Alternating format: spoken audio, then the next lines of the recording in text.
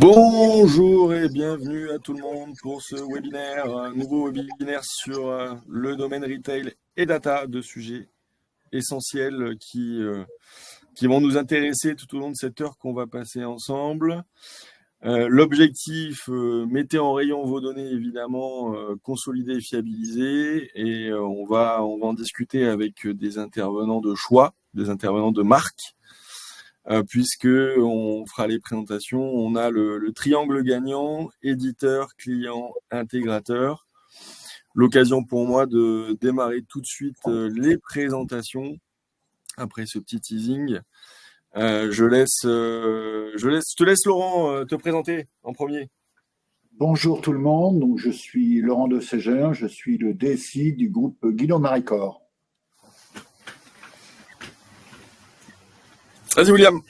Bonjour à tous, donc de mon côté William Soulignac, donc ça va faire 7 ans que je travaille chez Click et je suis un ancien de Talend, donc j'ai fait 6 ans chez Talend et je suis dédié à l'accompagnement des entreprises de taille intermédiaire en France, notamment dans le retail. Merci William, ça sera l'occasion effectivement d'en parler tout à l'heure. Je pense que tu en toucheras un petit mot sur le fait du rachat de Talend par Click et le côté unifié des solutions data de chez Click. Et je me présente William Marcy, je suis le directeur de la BU Data chez TVS Consulting et associé du groupe.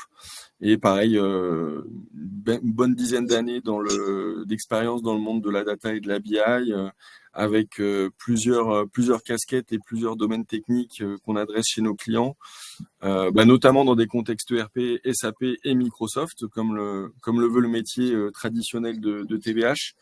Et Laurent, toi, tu es plus dans un contexte, évidemment, tu es dans un contexte SAP. Exactement. Les présentations sont faites. L'occasion pour moi de parler de l'agenda, de ce qu'on va pouvoir se dire. Alors, le format est un petit peu différent de ce qu'on connaît d'un webinaire traditionnel. C'est une masterclass, d'ailleurs, qu'on a voulu organiser aujourd'hui, avec de l'échange informel et puis surtout une vision avec 3 prismes, en tout cas, 3 vues différentes de ce que peut être ces enjeux data, avec vue client, vue éditeur, vue partenaire. Ça peut être toujours intéressant parce qu'on a souvent que le son de cloche que d'un côté. Et donc, on parlera de l'écosystème Guinot, l'écosystème Click, des challenges typiquement vraiment très pragmatiques, très terrain côté Guinot avec le retour d'expérience de Laurent, les clés de la réussite sur cette triptyque-là, et puis plus largement sur ce type d'implémentation et ce type de projet. Et bien entendu, un peu les infos qu'on attend tous, c'est comment on pilote, quels sont les leviers de performance et le ROI qu'on attend de ces solutions-là et de cette stratégie-là data. Et on finira tranquillement sur les challenges 2025 et la vision, la roadmap, que ce soit éditeur, partenaire ou même chez toi, Laurent, côté Guinot. Merci. Ça vous convient, messieurs, comme agenda? C'est parfait. Ok. Ayez l'air naturel, hein, pas comme si c'était travaillé. Je vais prendre le point numéro 2. En 2021, le groupe Guinot-Maricore met SAP en production grâce à son intégrateur qui était TVH Consulting, un projet qui a duré un peu plus de 2 ans, sur un périmètre fonctionnel qui était plutôt sur l'industrie, le commerce et la finance. Par la suite, avec l'aide de Talend Cli et de TVH Consulting, on est venu greffer sur SAP la partie Power BI afin de la restitution sur des cubes décisionnels. Ça a été un véritable succès dans les 2 cas de figure. Donc, on a acquis évidemment Talend comme brique applicative pour la remontée des datas, et après on a voulu aller beaucoup plus loin.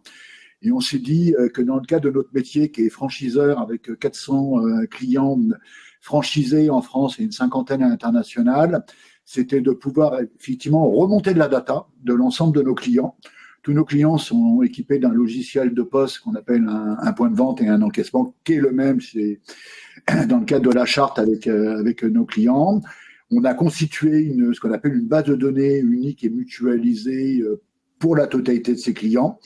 Et on est venu effectivement plugger Talend et Power BI sur cette base unique qui est hébergée via TVH chez Microsoft.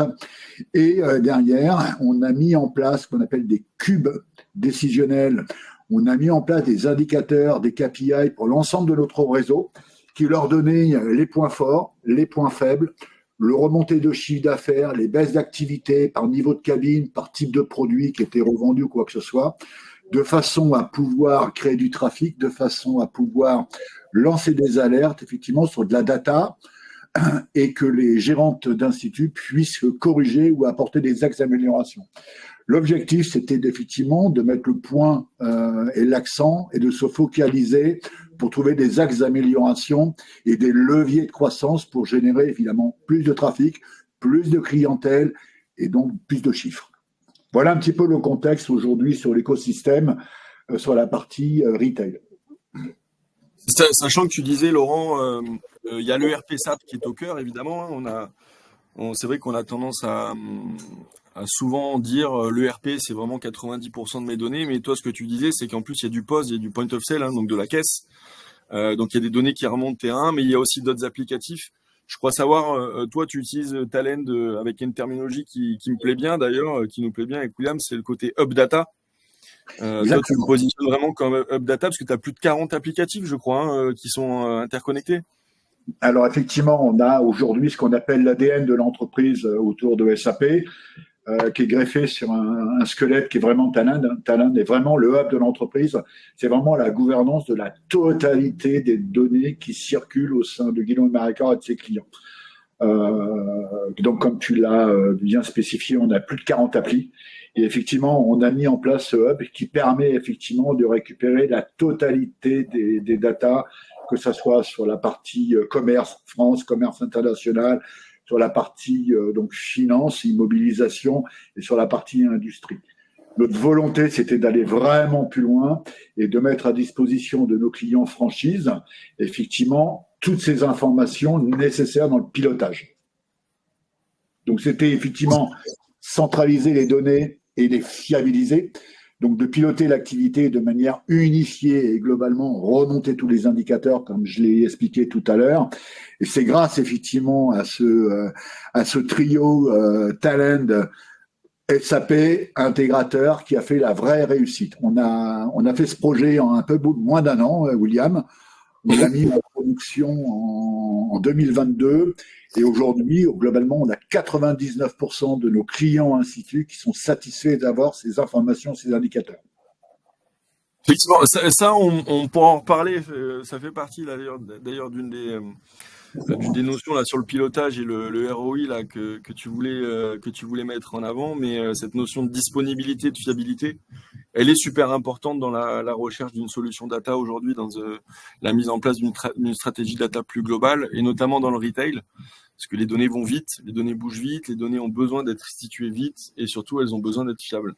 Et t'as donné deux notions, en tout cas deux noms de solutions, Qlik Talend Cloud. Alors Talend, par abus de langage, parce qu'historiquement, on était sur une solution qui s'appelait Talend Cloud, et qui a été racheté par Qlik aujourd'hui. C'est pour ça qu'on donne ce joli petit nom, Qlik Talend Cloud. On a William qui est avec nous justement, et en parlant d'écosystème, on a l'écosystème Qlik. Si tu veux en dire quelques mots, William, justement là sur cette partie Qlik. Oui, avec plaisir. Donc effectivement, c'est la fusion. Ce que j'aime bien dire, et c'est ce qui n'est pas forcément écrit sur ce slide, hein, c'est que Qlik, c'est la fusion déjà de deux savoir-faire européens, sachant que Qlik est suédois, c'est une structure qui a 30 ans, donc c'est assez conséquent, hein, dans un secteur qui bouge très vite. Et Talend, c'est un savoir-faire français, avec une R&D encore qui est en partie à Nantes et à Paris. Donc, on est très fiers de cet ancrage européen. Le deuxième point important à retenir, hein, pour Qlik, c'est qu'on est sur un leader de l'intégration côté Talend et un leader sur la partie analytique pour Qlik. Et donc, ça permet vraiment d'avoir une solution qui est incontournable dans le milieu de la data. Donc, la fusion avec Talend date de 1 an et demi. Et donc, comme l'a dit William, donc on communique maintenant sur la partie intégration sur Qlik Talend Cloud et sur la partie analytique, toujours pour Qlik, avec QlikSense et Qlik Cloud. Donc après, très rapidement, quelques chiffres qu'on a sur ce slide. 3600 employés, 12 centres de R&D, un chiffre d'affaires qui dépasse le milliard. On a été nommé côté intégration 7 fois leader dans Gartner, 13 fois côté analytique. Donc voilà. Vraiment un acteur très très présent dans le retail et en France. Et plus globalement, je pense que par rapport aux personnes qui sont susceptibles de regarder cette masterclass, c'est qu'on avait une présence très forte de Talend par rapport à son intégration gratuite. Pendant des années, Talend a été proposé en version gratuite, vraiment en plus sur des briques et des fonctionnalités à la fois très simples mais aussi très complexes. Tu confirmes, hein, William, tu avais la partie data intégration, la partie data management, la partie USB, donc temps réel, qui était proposée. Et il y a beaucoup de nos clients, beaucoup de prospects aujourd'hui qui s'appuient toujours sur cette brique gratuite. Hein. Yes, effectivement, donc c'est un choix de la Corp d'avoir abandonné la mise à disposition du lien téléchargeable de l'open source, ce qui n'implique pas que la communauté open source Talend va disparaître du jour au lendemain, bien au contraire, elle est toujours présente et c'est un atout énorme d'avoir énormément de sachants en France et dans le monde. Donc depuis, effectivement, si on prend une analyse factuelle, depuis 2 ans, on ne peut plus télécharger l'open source. Donc c'est-à-dire que toutes les personnes qui font encore de l'open source, ils prennent un risque sur la partie sécurité, on l'a vu avec Log4j, et forcément une des techniques parce que l'outil ne cesse d'être développé depuis 2 ans. Donc, on invite vraiment nos clients à passer sous support. Et l'argument qui est indiqué par les DSI au quotidien, le premier, ça va être l'aspect sécurité. Yes, l'aspect sécurité, effectivement, c'est des notions aujourd'hui, hein, en plus avec le move to cloud, on a ces enjeux-là, hein, sécurité, fiabilité, gouvernance, où se trouve ma donnée, comment elle est cataloguée, comment elle est suivie, quelle traçabilité. Tout ça, c'est des enjeux qu'on va adresser, nous, avec la plateforme et la solution. Et on parlait d'écosystème. Tu l'as mentionné, toi, Laurent, tout à l'heure. Plus de 40 applicatifs, beaucoup d'interconnexions. Tu as à la fois du cloud, mais du on-prem. Encore beaucoup d'on-prem, d'ailleurs. Donc, avoir une solution qui est hybride, c'est pas mal, ça, pour toi. Alors, effectivement, mais de moins en moins. Aujourd'hui, il y a une véritable modernisation du SI de Guillaume Maricord, qui a été entamée il y a plus de 4 ans. Et aujourd'hui, il nous reste 4 applications en mode licence hébergées chez nous. On est en train de décommissionner, de remplacer par d'autres solutions. C'est pour ça qu'on a encore des projets en 2025 avec TVH, notamment sur la partie CRM. Mais de plus en plus, les orientations, c'est effectivement de prendre du mode run en SaaS de façon à me décharger totalement de la partie infra, pilotage, administration, base de données, qui est vraiment plus notre métier, parce qu'aujourd'hui, on se concentre plutôt comme des centres de services pour accompagner nos clients en France et à l'export. Ça, c'est intéressant. Ça, d'ailleurs, c'était une réflexion que m'avait partagé un DSI il y a déjà quelques années, qui était plutôt en avance sur son temps. Mais pour toi, effectivement, le rôle de la DSI, il doit évoluer. En tout cas, on n'a plus à juste maintenir des serveurs, à faire de l'administration de base de données, de l'administration de système d'exploitation. On est vraiment sur du centre de service. C'est fournir de la qualité de données, fournir de la donnée de qualité plutôt, dans le sens inverse. Exactement. Et être référent en fait de cette donnée et pouvoir certifier sa validité, sa traçabilité et sa fiabilité. C'est ce que tu dis. Complètement d'accord. Les métiers ont changé, alors pas forcément opération post-Covid, mais déjà un petit peu avant. Et l'objectif, effectivement, c'est d'être plus proche des métiers, plus proche de l'accompagnement, effectivement apporter un service de qualité, d'apporter des solutions qui étaient fiables, qui étaient pérennes dans le temps. Et effectivement, les DSI aujourd'hui prennent ces orientations parce que c'est l'avenir, parce que ça passe par là et que tout ce qui est gestion des infrastructures, des serveurs, des bases de données doivent être confiés à des experts et à des data centers avec des intégrateurs compétents, quoi. Et moi, ça m'arrange bien. Bah, j'imagine. J'imagine. Et puis surtout, ça valorise aussi le travail des équipes, ça donne de la visibilité aux clients finaux qui sont là pour toi, les instituts, pour le coup. Et le fait d'avoir du reporting, on en parlera sur justement le pilotage et comment tu as pu, toi, identifier ces leviers de performance. Mais c'est vrai que c'est une valeur ajoutée aujourd'hui dans la visibilité de la DSI, notamment. Enfin, du travail au quotidien même. Toi, William, de ton côté, sur ce type de challenge, qu'est-ce que tu as l'habitude de voir sur les consultations et sur les remontées clients qui s'intéressent à des solutions comme Click Talent Cloud? C'est quoi un peu le retour terrain que tu as de ton côté? Je pense j'ai le même son de cloche que vous. Le sujet qui revient en numéro 1, forcément, c'est tout ce qui est intelligence artificielle, intelligence générative. Après, en 2, je dirais l'observabilité. En 3, l'aspect sécurité. C'est vrai qu'on en a pas mal parlé. Il y a eu beaucoup d'entreprises françaises qui ont été touchées par des attaques, souvent qui étaient en local. D'où, ça met quand même en avant tous les intérêts, on vient d'en parler, de passer sur une architecture plus cloud. On a la chance avec Click et Talent d'accompagner énormément de structures. Donc, on voit énormément de contextes clients et c'est vrai que souvent les attaques, c'est en local. Donc après, oui, l'aspect self-service aussi, très important. Donc nous, c'est vraiment toute la roadmap côté Click. C'est la partie Data Health, l'obtention de données fiables en temps réel et surtout, en fait, le fait de pouvoir travailler sur des actions. Donc ça va être des applications qu'on va retrouver plus sur la partie analytique, donc avec sur Click, donc sur la partie auto-ML pour faire du prédictif sur des ventes, sur du reporting pour que la donnée soit vraiment accessible à l'ensemble des collaborateurs. Et Laurent en parlait juste avant, effectivement, le rôle du DSI, c'est... Ah, j'ai un écho. Ouais, le rôle du DSI a changé. Ouais. Oui, voilà, c'est quelqu'un qui est au COMEX de la plupart des structures.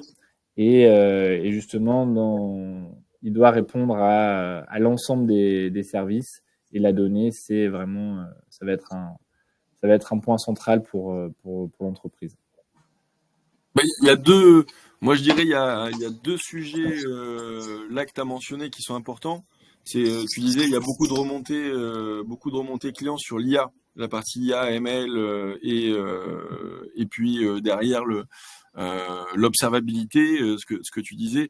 Mais ça, on n'est pas magicien autour de la table, d'ailleurs aucun de nous trois. Mais on est d'accord que pour faire ça, il faut déjà bien fiabiliser les flux, avoir donc un bon historique de données et surtout qu'il soit fiable. Clairement, aujourd'hui, il y a une stratégie qu'il ne faut pas inverser. Il ne faut pas inverser la partie IA et après data intégration et fiabilité. C'est bien l'inverse qu'il faut faire. On est d'accord. Complètement. Et nous, dans le messaging data health, ce qu'on a depuis bien avant le boom de l'IA, on est à fond là-dessus. L'idée, c'est de donner à la fois à l'IT et au métier les données pour organiser une gouvernance de données.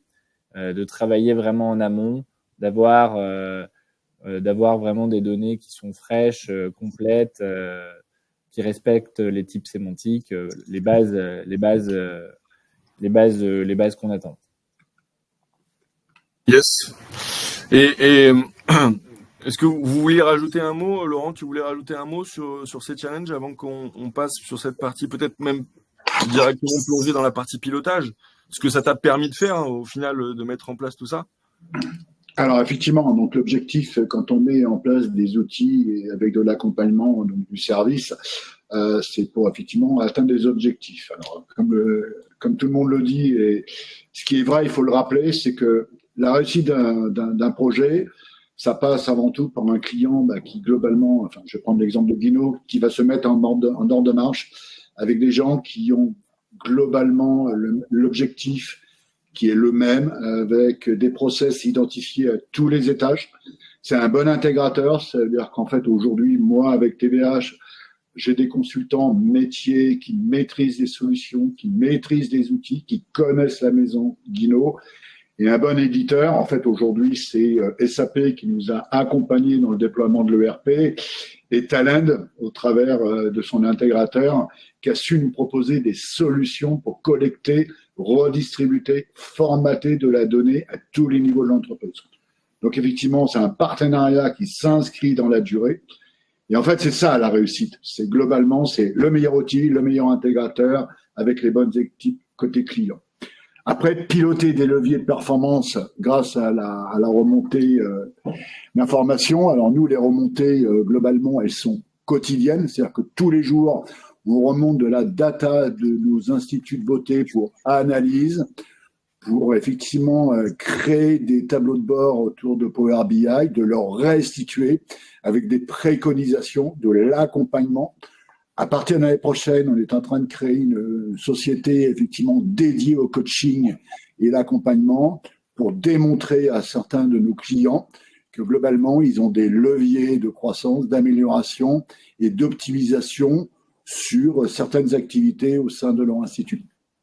Ça sert à ça et en fait, globalement, aujourd'hui, on a, dans le cadre de notre pack digital que l'on met à disposition de nos clients, il y a quelqu'un qui veut rejoindre le groupe Guillaume-Marécor en tant que franchisé, ben on lui dit voilà les outils qu'on vous met à disposition, voilà comment on vous accompagne, voilà comment on vous pilote et voilà comment on vous fait gagner de l'argent. C'est un peu l'objectif.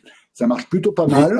On est allé chercher, malgré une année 2024 compliquée sur le plan économique, on est allé chercher 24 nouveaux clients. Bon, 24 nouveaux clients, effectivement, ça peut paraître peu, mais dans une conjoncture compliquée, c'est pas si mal. C'est pas si mal. Ok.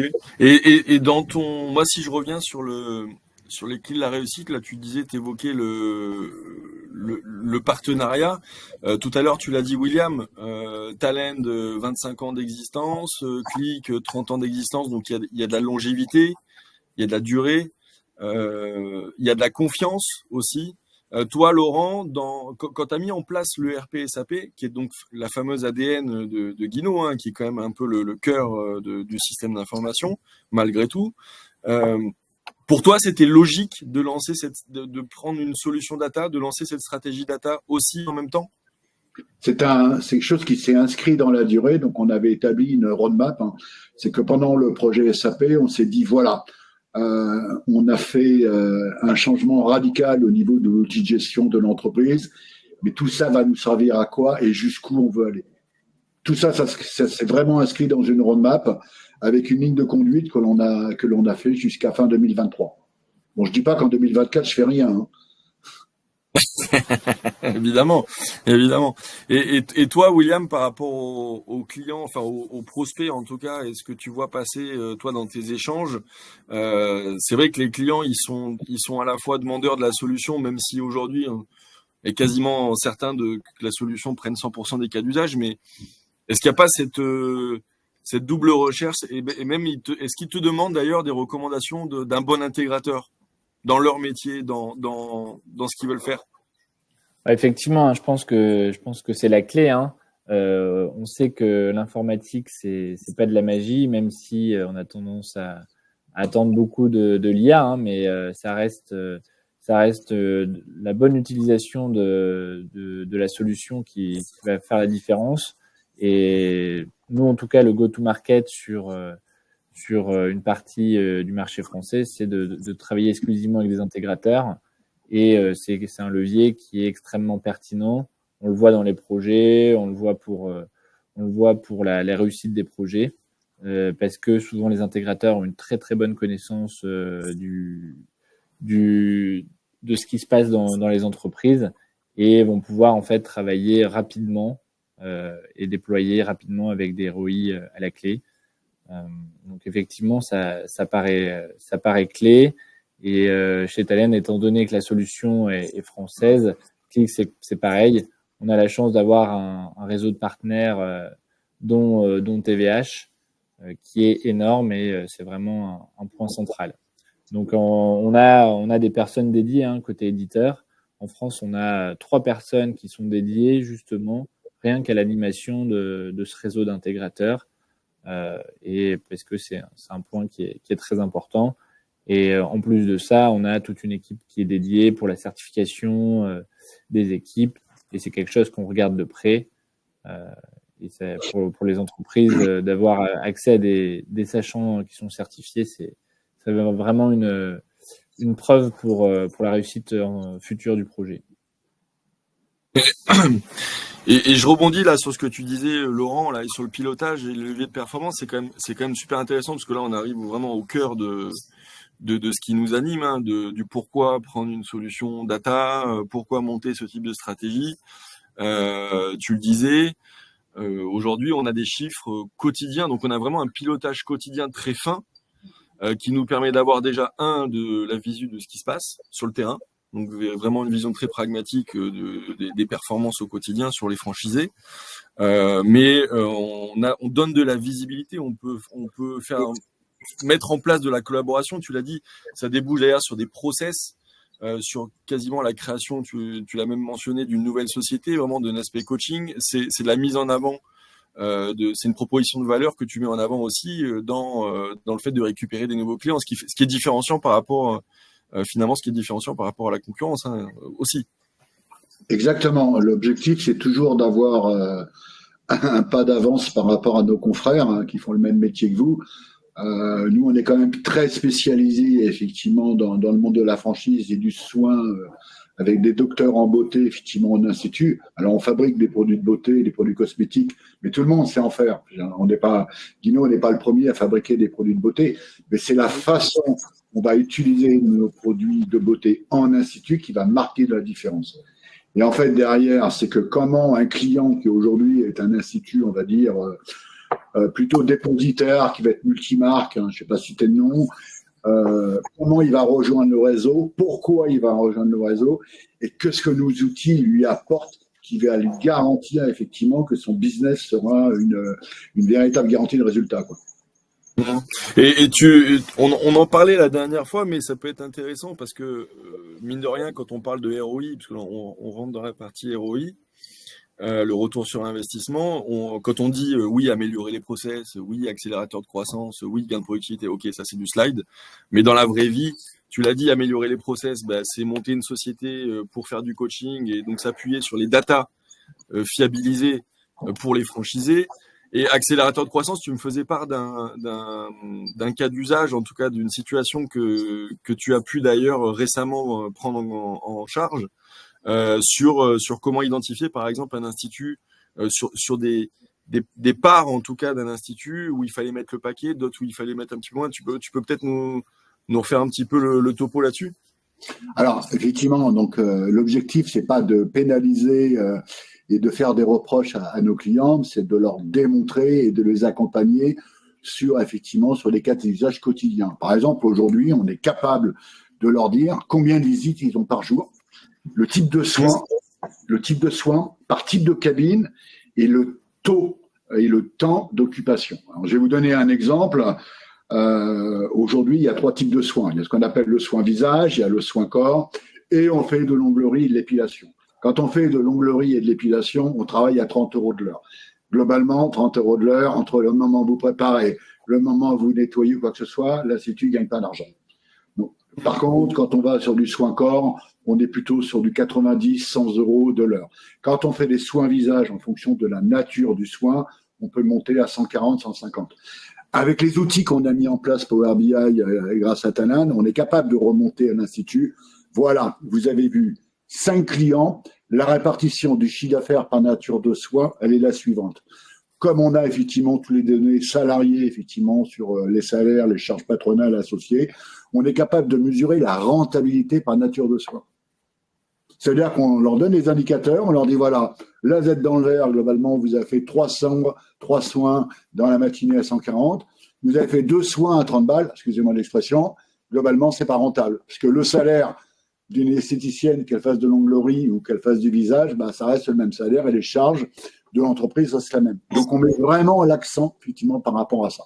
Ce qui permet, alors je dis pas qu'il faut arrêter les activités d'onglerie et d'épilation, mais c'est de sensibiliser, de marketer, de communiquer effectivement sur des soins un peu plus haut de gamme et de laisser à certains confrères effectivement la partie onglerie et épilation qui est de temps en temps un peu low cost. Alors j'aime pas l'expression, mais je préfère qu'on se parle franchement que on est quand même dans le cadre de business, quoi. Exactement. Et ça, de par nature, en fait, c'est finalement grâce à ton Hub Data, au travail un petit peu qui était caché jusqu'à présent, qui est mis en avant et qui permet, dans le gain de productivité. D'ailleurs, peut-être on peut en toucher un mot parce que, pareil, finalement, tu m'appelles peu sur des cas de panne parce que derrière, on a une solution qui est hyper fiable, quoi, hein, qui ronronne derrière. Hein. Alors effectivement, donc que ce soit sur la partie Azure de Microsoft, que la partie SAP, que la partie Talend. Alors je vais toucher du bois. Ouais, touche du bois, Ouais. ouais. Moi, je vais appeler les deux William. Interruption de service, jamais. Sur SAP, en 3 ans et demi, on a eu 2 heures d'interruption de service. Sur Talend, 0. Sur la partie Power BI, bon, après, c'est un peu d'erreur de données, mais ça, c'est les problématiques métiers. Globalement, taux de satisfaction proche du 100%, quoi. Ouais, on est sur, de toute façon, on est sur des plateformes qui sont éprouvées. Mais on achète de la pérennité. Enfin, je sais pas si on achète de la fiabilité, ouais. Ouais. je ne sais pas s'il y a beaucoup de gens qui nous écoutent, mais quand vous prenez des solutions, alors excusez-moi William, mais clique, j'ai encore un peu de mal, donc je vais dire encore Talend, mais quand vous achetez effectivement de la garantie de pérennité et des gens qui sont fiables avec des gens comme Talend, des gens comme Microsoft, avec de la prestation offerte par TVH, enfin offerte, non, facture quand même, des prestations TVH, enfin, c'est un peu comme dans tous les domaines. Je veux dire, quand on achète de la qualité, ben on a derrière effectivement de la fiabilité. Moi, je n'irai pas plus loin par rapport à ça. Malheureusement, c'est comme ça. Et effectivement, bon, c'est bien de l'entendre aussi. Hein, c'est bien de l'entendre qu'à un moment donné, il peut y avoir, et on l'a constaté, nous, des fois, sur la recherche de moins 10 ans, la recherche du moins 10 ans, ou ce qu'on peut d'ailleurs avoir, les modernes data stack, ce qu'on voit beaucoup passer sur les LinkedIn, sur l'empilation, ou l'empilage de solutions open source pour faire finalement ce que fait un talent de bout en bout. On se rend compte que la productivité elle est pas là, la fiabilité elle est pas là, la pérennité elle est pas là, et on se retrouve finalement à faire des solutions court terme qui vont pas répondre aux enjeux de croissance et ce qu'on attend d'un outil de fiabilité de données, quoi, clairement. Vous savez, il y a un point. Alors effectivement, c'est pas forcément dans le domaine du retail, chose que SAP et Talend a beaucoup apporté. C'est quand on fabrique effectivement, parce qu'on a une usine d'Amaryllis qui fabrique plus de 10 millions de produits par an. Grâce à SAP et à Talend, aujourd'hui, on est capable d'avoir des gains de productivité et on a des taux de rupture qui sont inférieurs à 4%. Alors 4% sur un catalogue produit France et export, c'est très peu. Avant le démarrage de SAP, on était plutôt entre 6 et 10% de taux de rupture en moyenne. 4% sur 80 millions d'euros de chiffre d'affaires, ça fait un peu d'argent. Sachant que c'est vrai que si on rentre un petit peu, d'ailleurs même peut-être toi William, tu peux nous en dire un mot, mais quand on rentre vraiment sur la partie gestion de données pure, on sait très bien qu'on a des types de messages qu'on connaît ETL, standard, historique d'ailleurs, hein, même, j'allais dire un peu le transfert de données qu'on connaît depuis ces 30 dernières années, qui a tendance d'ailleurs à évoluer avec cette partie Click Talent Cloud. On a beaucoup plus aujourd'hui une APIisation des plateformes, une APIisation de systèmes d'information, des flux temps réel, et on a la plateforme qui évolue avec. Hein. Aujourd'hui, on sait prendre en compte ces cas d'usage et faire ces remontées d'informations le plus rapidement possible. Effectivement, hein, c'est la genèse de la plateforme Click, à la fois sur la partie intégration et la partie analytique.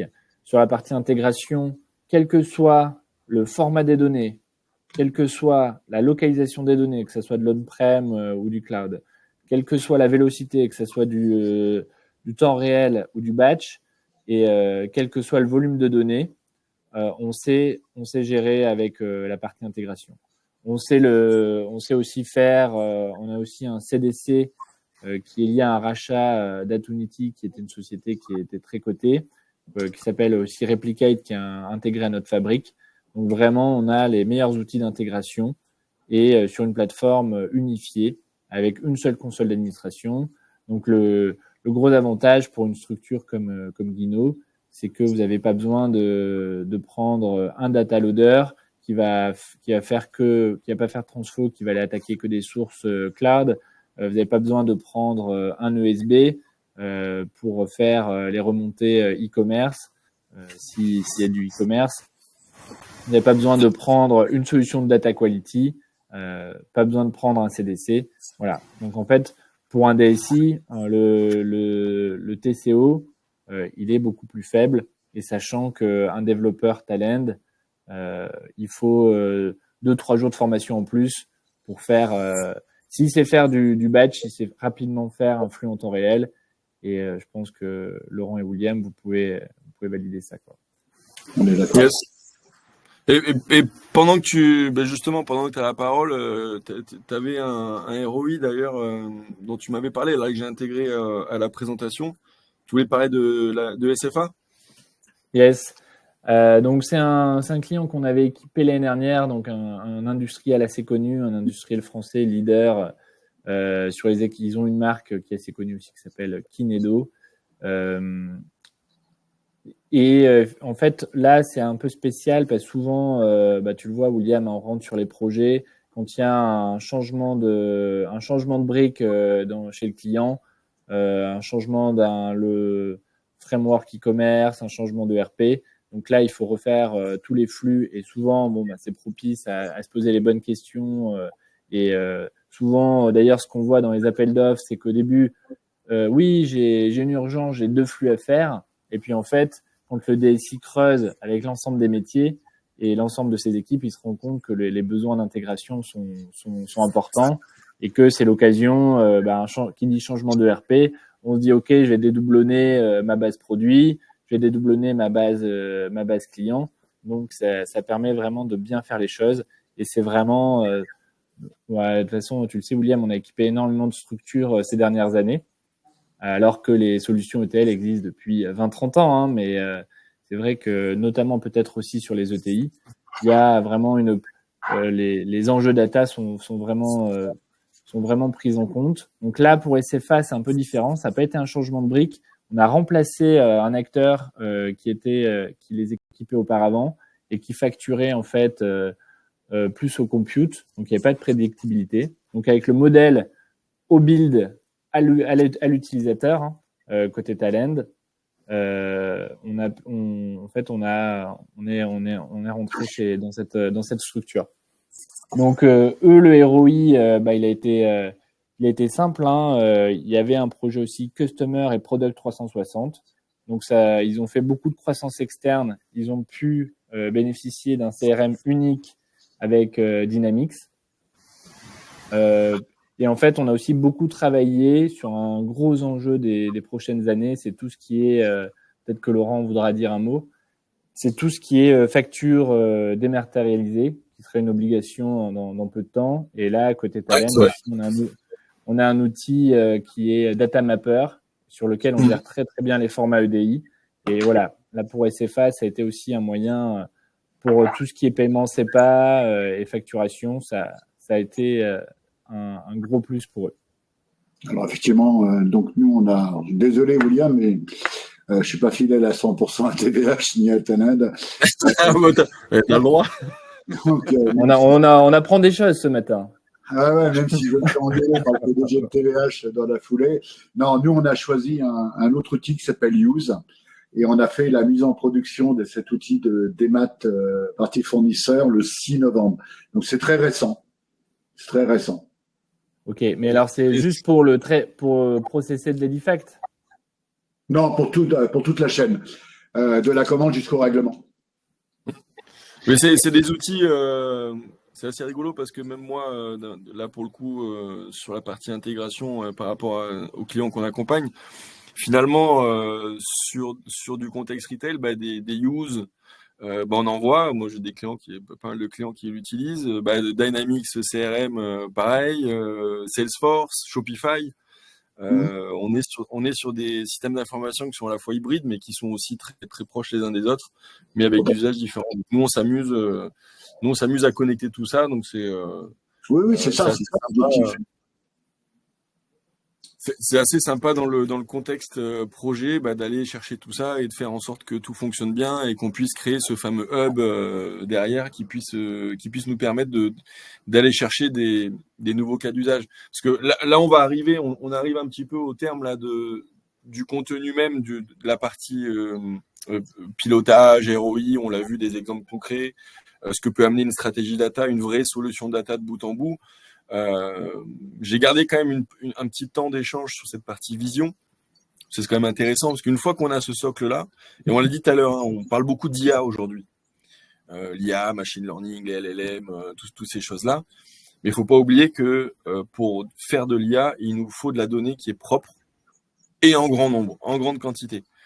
Et ça passe forcément par une stratégie de gouvernance, ça passe forcément par de la fiabilisation. Et qui peut le plus, peut le moins, mais il faut commencer petit à petit. Voilà, parce que c'est un peu le message aussi que j'avais envie de faire passer. C'est que attention à vouloir commencer trop gros, vraiment partir sur des bonnes bases pour ensuite pouvoir habiller la façade comme on le veut. Et justement, sur cette vision-là, moi, je l'ai mis pêle-mêle comme ça, toujours pareil dans la critique, hein, Guino TVH Click. Quels sont les enjeux et la vision. Tu pourras nous en toucher un mot, William, là, sur le côté clic, parce que je sais qu'il y a une approche, on entend parler de data product, data mesh, data marketplace, l'avènement de Snowflake aussi, de ces data lakes dans le cloud. Voilà, il y a tout un système d'information data aussi qui évolue derrière. Hein, William? Yes, oui, yes. Bah, effectivement, hein, nous, l'idée, c'est d'embrasser à fond ces enjeux. Donc, pour rebondir sur le fait de commencer facilement avec du prédictif et de l'IA, nous, on a un module sur l'analytique qui s'appelle AutoML, qui est très bien pour ça. Donc, je vous invite à nous contacter pour qu'on vous présente ça. Il y a aussi, on a un super outil là qu'on a lancé cette année qui s'appelle Click and Sphere. Donc, la stat, c'est que 70 à 80% des données dans une structure sont des données non structurées, donc du fichier plat. Donc, Click and Sphere, en fait, vous mettez l'ensemble des données non structurées de votre entreprise et vous allez avoir une interface à la ChatGPT pour gagner du temps.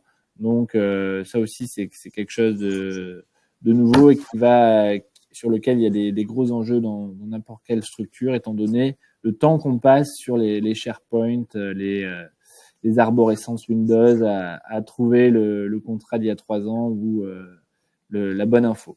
Donc ça va être une petite révolution. On a déjà beaucoup de grippe sur ce produit-là. Après, effectivement, data product, ça c'est quelque chose qui a été renforcé forcément avec la fusion entre Talend et Click. On était déjà experts sur la partie intégration data quality. Et donc là, ça nous permet vraiment d'avoir quelque chose de super bien imbriqué avec les data platforms type Databricks, Snowflake, mais même avec n'importe quel type de dataware, hein, pour avoir vraiment une vision par dataset, de certifier des datasets pour derrière dire ok, je peux commencer à travailler sur jeu de données, faire du prédictif, etc. quoi. Ça rejoint un peu l'évolution dans le secteur qui est la responsabilisation des métiers, qui sont de plus en plus demandeurs d'ailleurs avec des outils comme Power BI, hein, Laurent en parlait tout à l'heure. Complètement d'accord. C'est le fait de se dire, voilà, à un moment donné, la donnée, c'est moi qui la maîtrise parce que je suis du métier, je la connais très bien, c'est moi qui la manipule, d'ailleurs, c'est moi qui la crée. Donc forcément, il faut responsabiliser le métier pour dire, OK, il y a de la création, il y a de la modification, mais il y a aussi derrière de l'évaluation, de la fiabilisation et de la gouvernance derrière. Donc c'est la possibilité d'aller donner cette responsabilité au métier au travers d'outils simples et que la DSI, comme tu le disais Laurent très justement, que la DSI soit simplement, mais c'est déjà beau, un centre de service finalement, un référent dans la mise à disposition de la donnée, dans la collaboration. Et ça fait partie des nouveaux enjeux qui vont arriver très très vite. Ouais. Et toi, Laurent, Guino, côté Guino, l'intégration de nouvelles applications, tu parlais du CRM.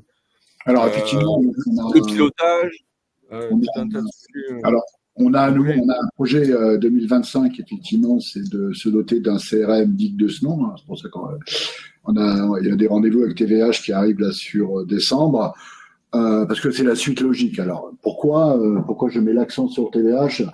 Moi, je connais TVH depuis pas mal de temps, beaucoup de croissance externe, une société qui a fait quand même pas mal d'acquisitions depuis 5-6 ans. Et aujourd'hui, TVH est en mesure d'accompagner ses clients pour un grand nombre de segments de marché. Aujourd'hui, vous faites du talent, enfin du clic, pardon, je vais y mettre un promis, William. Vous faites du SAP, vous faites du Microsoft Dynamics, vous faites du Salesforce, vous faites de la cyberattaque et de la sécurité. Donc aujourd'hui, vous êtes capable d'offrir un éventail complet à l'ensemble des ETI. Parce que moi, je suis une PME ETI et globalement, moi, ça me va bien. Comme ça, j'ai un seul et même partenaire. Et globalement, après, ce partenaire, il va adresser des solutions éditeurs type CLI, type Microsoft, type SAP. Et globalement, ça répond bien à un besoin de DSI dans une ETI, quoi. Ben merci de le dire, Laurent. Non, mais c'est important. A priori, on n'est pas dans la même pièce. On n'est pas dans la même pièce. Tu mets pas le couteau sous la gorge. Donc, si c'est dit avec bon cœur, moi, je le prends avec bon cœur aussi. Donc, merci pour ça déjà dans un premier temps. Mais tu as raison de le dire. En tout cas, moi, les équipes data que je dirige, on a une vraie proposition de valeur dans ces projets d'intégration ERP, de migration ERP, parce qu'en fait, on bosse directement avec les équipes qui intègrent le ERP, donc des équipes autant technico-fonctionnelles que vraiment purement techniques. Et moi, je pense, en tout cas, c'est mon point de vue, hein, qu'on a quand même une belle proposition de valeur à accélérer le projet et à rendre ça beaucoup plus efficace comparé à d'autres concurrents. Où on va faire parler 2-3 intégrateurs différents sur le même projet, ça peut paraître compliqué, il peut y avoir des risques. Là où nous, on s'est adressé le besoin de bout en bout, et comme tu l'as dit, autant sur l'ERP que sur la data, que sur du CRM, que sur de la cyber. Donc oui, la proposition de valeur, aujourd'hui, nous, on la pousse, on la promeut, on la renforce, et on va continuer, en tout cas, à délivrer cette expertise-là, et aller chercher de l'innovation, notamment pour Guino, hein, pourquoi pas. Merci.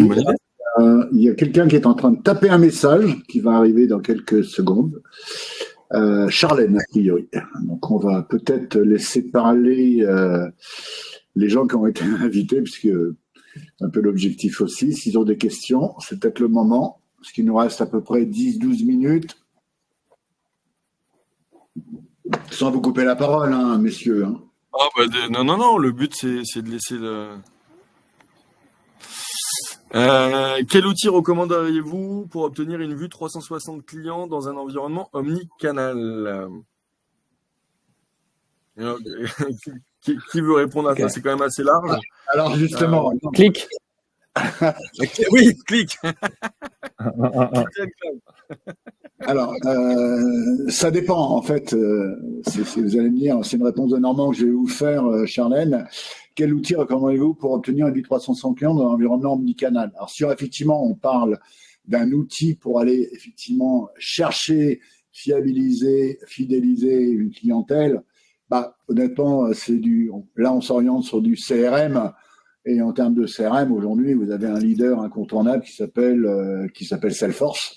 Puis après, derrière, vous avez effectivement Microsoft qui a aussi sa solution. Donc, je ne sais pas si ça répond à votre question. Mais pour avoir une vue à 360 dans l'environnement, qu'on soit multicanal ou omnicanal, globalement, on est orienté sur un CRM. Ça, c'est ma vision. Après, derrière... Et puis, pour compléter, quand on dit omnicanal, donc forcément du site web, de la prise de commande sur site, donc il y a plein de vecteurs différents qui doivent finalement être réconciliés. Qui dit réconciliation de données dit forcément transfert de données, fiabilisation de données. Donc évidemment qu'on recommandera une solution de type Click Talent Cloud qui joue le rôle de Hub Data comme l'a mis en avant Laurent. Donc moi je dirais effectivement sur ces besoins d'omnicanalité, une plateforme intermédiaire plutôt que faire du point à point. Ça c'est la recommandation. Ouais. Ça c'est clair. Parce que sinon, peut-être une autre question. Bon. A priori, oui. Merci pour votre utilisation des connecteurs natifs pour le e-commerce et d'autres applications. C'est peut-être plus pour toi, William. Tu veux peut-être prendre Oui, bien sûr. Alors, comme je disais, l'idée, c'est qu'on puisse attaquer n'importe quelle source de données, donc que ce soit cloud ou on-premise. Donc là-dessus, il n'y a pas de problème. On a des composants natifs pour tous les CRM, leader du marché. Ouais. Nous, dans l'intégration, c'est vrai que ça marche bien. La force de Talend, quand même, c'est le côté agnostique. Ça, c'est vrai qu'on n'en a pas forcément parlé, mais fondamentalement, moi, il n'y a aucun contexte technique, enfin, dans aucun de mes projets depuis plusieurs années où j'ai pu dire non, ou en tout cas où il y a eu un frein technique. On est complètement agnostique, autant sur les protocoles que sur les technos, que sur les applications. Et l'avantage qu'il y a, c'est qu'il y a plus de 1000 connecteurs, dont certains natifs. Salesforce, Shopify, du Dynamics, du SAP, enfin il y a toute une panoplie de connecteurs. Bah, nous on fait du drag and drop, hein. Clairement on fait du drag and drop et là l'implémentation elle est quand même ultra rapide quoi. Mais encore une fois il n'y a pas de magie. Après il y a le projet. On est d'accord. Alors après derrière, bon là c'est pareil, ça va pas plaire à William. Nous sur la partie e-commerce, on est parti sur une autre techno hein, qui s'appelle Silus, qui lui, c'est vraiment un produit complètement orienté web digital, qui lui offre aussi effectivement des connecteurs natifs. Et nous, on l'a raccordé avec Talend, qui nous permet effectivement, enfin avec Click, pardon, qui nous permet effectivement d'adresser aussi le monde SAP pour la récupération des commandes. Et ça marche très bien. Ça dépend des budgets, ça dépend des technos choisis par la DSI. Enfin, il y a tout un écosystème toute une architecture à bâtir pour pouvoir trouver la solution la plus adaptée à son besoin. Hein. Une expérience Guino n'est pas forcément une expérience à reproduire dans une autre société parce qu'il peut y avoir des choix qui peuvent être différents, quoi. Mais globalement, on achète toujours des grands standards du marché. Ça, c'est la règle. Exactement, et c'était intéressant que tu sois là avec nous, Laurent, et je te remercie parce que le contexte Guino est quand même très significatif et très représentatif de ce qui se passe aujourd'hui chez nos clients, c'est-à-dire bien souvent des projets d'intégration ERP ou des migrations ou en tout cas des changements de techno. Donc il y a quand même ce côté important du projet ERP qui est déjà en soi une grosse brique, hein. Mais il y a aussi la stratégie data, comment je m'équipe, avec quel type de solution, et les enjeux terrain. C'est-à-dire qu'il y a le projet en tant que tel, mais il y a aussi les métiers qui vont justement aller télécharger du Power BI, qui ont justement envie d'aller chercher des données, qui ont envie de faire du pilotage et qui mettent la pression. Donc finalement, toi, Laurent, tu te retrouves avec une double pression. La pression du projet, la pression du projet technique, mais aussi la pression du métier, quoi.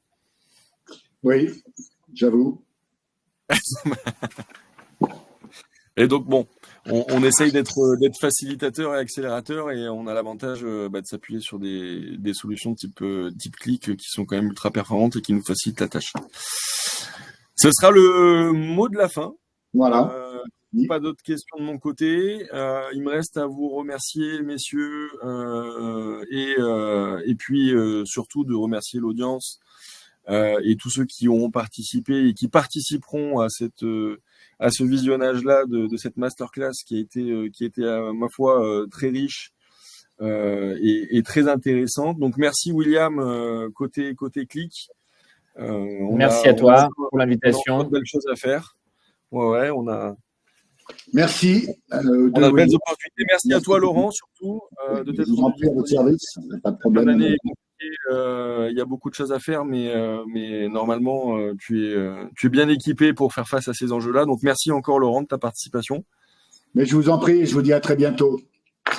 Et à très bientôt et à très vite pour tout le monde. Ça a été un plaisir. Au revoir. Merci à tous. Au revoir.